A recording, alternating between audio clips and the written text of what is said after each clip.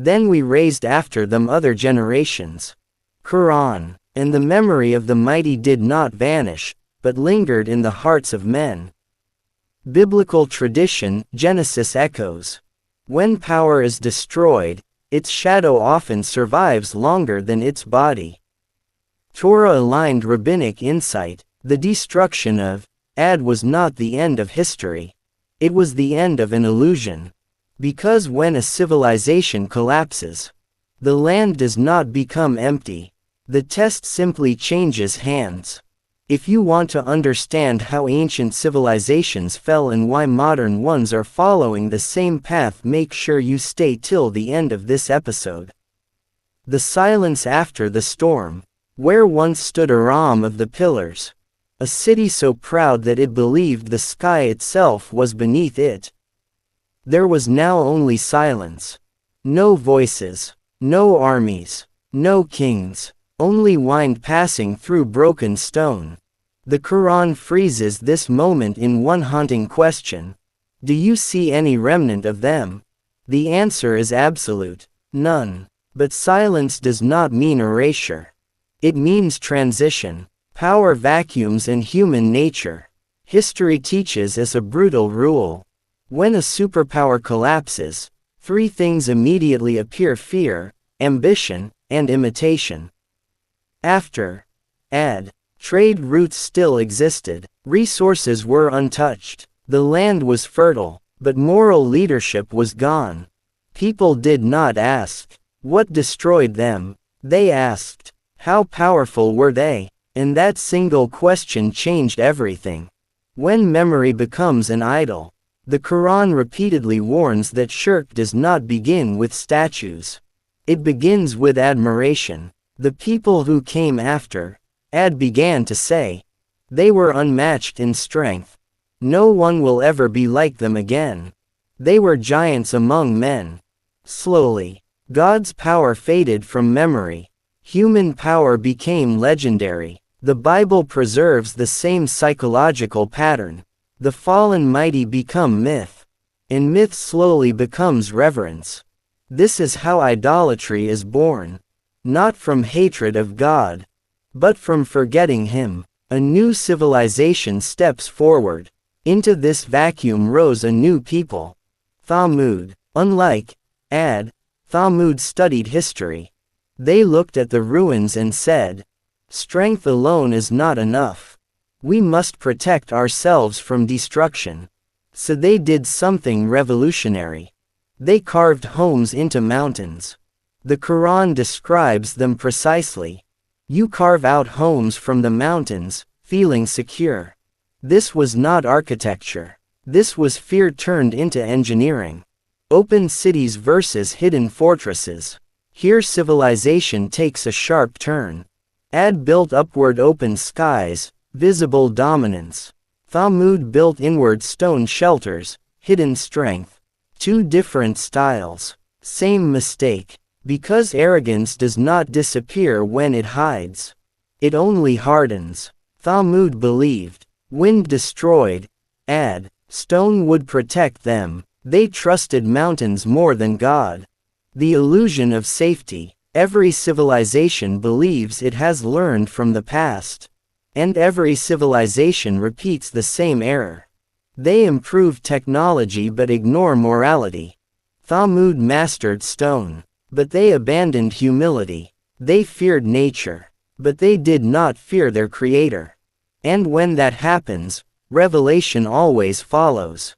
A warning is approaching. This is the moment before divine intervention. The calm before the test.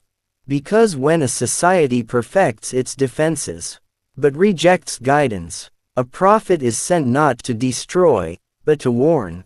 And that prophet will be Salah as. But his arrival will expose everything they believe about power, security, and control.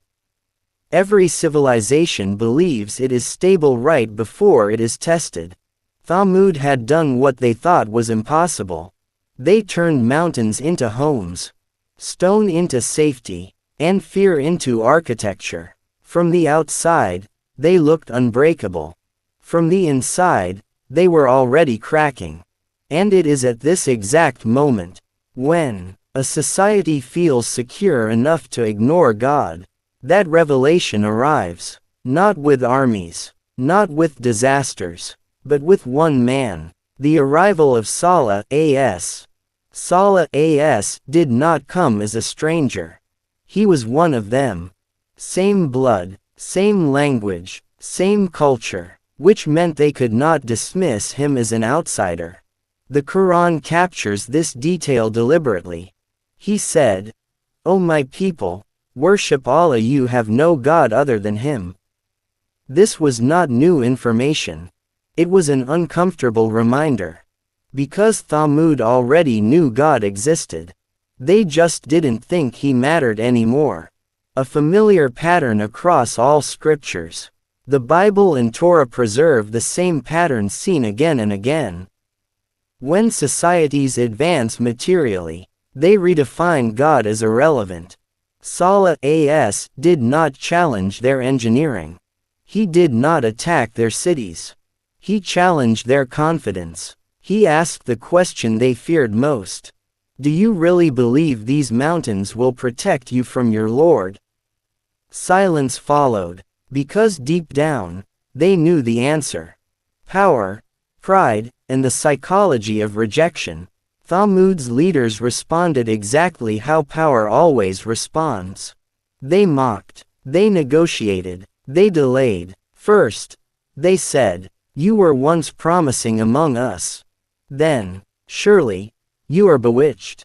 And finally, "Bring us a sign if you are truthful." This demand did not come from faith. It came from arrogance. They were not seeking guidance. They were seeking control over God. Why miracles are dangerous tests. Across the Quran, Bible, and Torah, miracles carry a terrifying rule. Once a clear sign is given, denial becomes rebellion. God does not send miracles to entertain civilizations. He sends them as final examinations. Thamūd demanded a sign, and God answered. The she-camel, a living test. From solid rock, a place of absolute certainty, emerged a living miracle. A she-camel, not a weapon, not fire from the sky, but life. The Quran calls it Nakatullah, the she-camel of God, and with it came a rule. It would drink on appointed days. The people would drink on others. It would not be harmed. This was not about water. It was about obedience. Why this test terrified them? Because for the first time, their economy was challenged, their schedules were disrupted, their authority was questioned. A single camel forced an entire civilization to adjust. And power hates adjustment. The elites saw the truth immediately. If we submit to this sign, our control ends. So resentment grew, quietly, patiently, dangerously. From doubt to decision, not everyone rejected Salah as. Some believed, but belief has always been expensive. Those who followed him were mocked, threatened, and isolated. Meanwhile, the leaders whispered, "It's just an animal. We control the land. Nothing will happen." This is where civilizations cross the point of no return. When warning becomes inconvenience. The crime that changed everything. One night, the decision was made.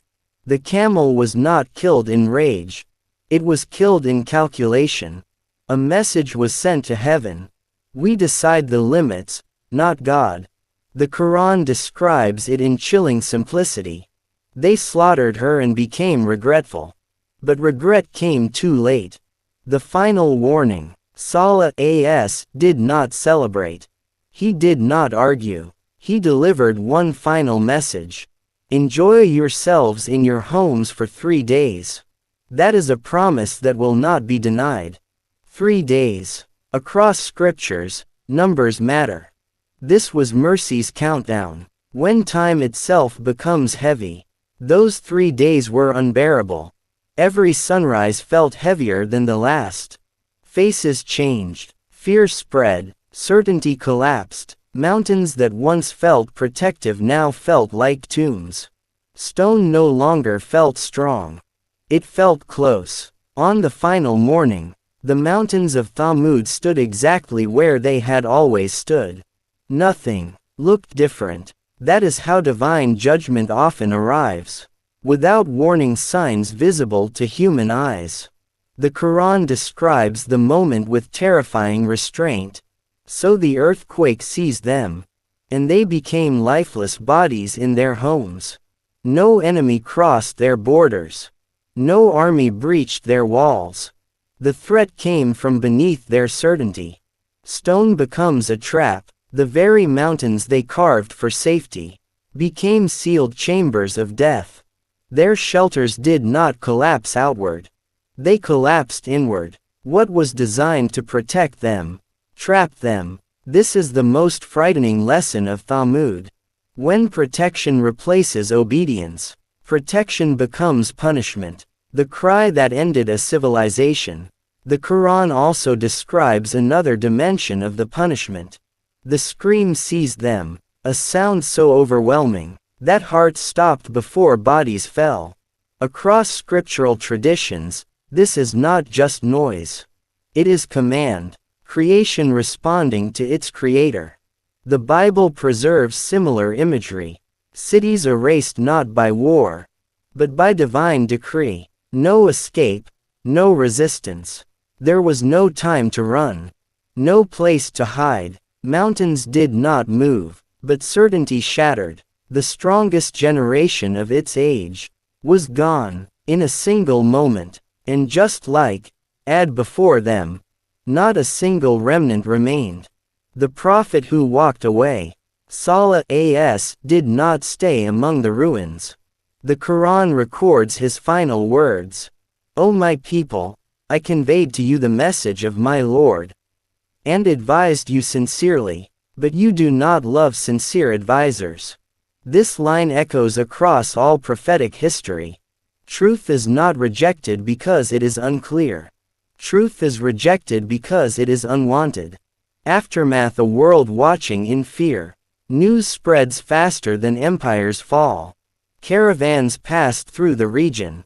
They saw carved homes, silent streets, no voices, and they understood the message without words. This was not natural disaster. This was accountability. The Torah preserves this moment as a warning passed through generations. Power does not delay judgment. It accelerates it, a pattern written into history. From Ad to Thamūd, a formula emerges. Strength, arrogance, warning, rejection, erasure. Not once has this pattern failed. Not once has technology interrupted it. Why this story was preserved? God did not preserve these stories for nostalgia. He preserved them as mirrors. The Quran states clearly, so that we may make it a lesson for those who come after. Civilizations are not destroyed randomly. They are destroyed deliberately. After clarity has been given, a new question rises. With Thamūd gone, the land falls silent again. But history does not stop. Power shifts. New systems rise. And this time, the danger will not come from raw strength. It will come from organized belief systems. Kings who do not just rule land, but claim divinity itself. The stage is being prepared. The world moves toward a new confrontation. From the ruins of Thamūd, humanity moves toward Mesopotamia, toward cities of law, science, and idols. Toward a world where kings call themselves gods, idols fill every home, truth is illegal, and into that world, a child will be born, who will challenge everything. Ibrahim A.S.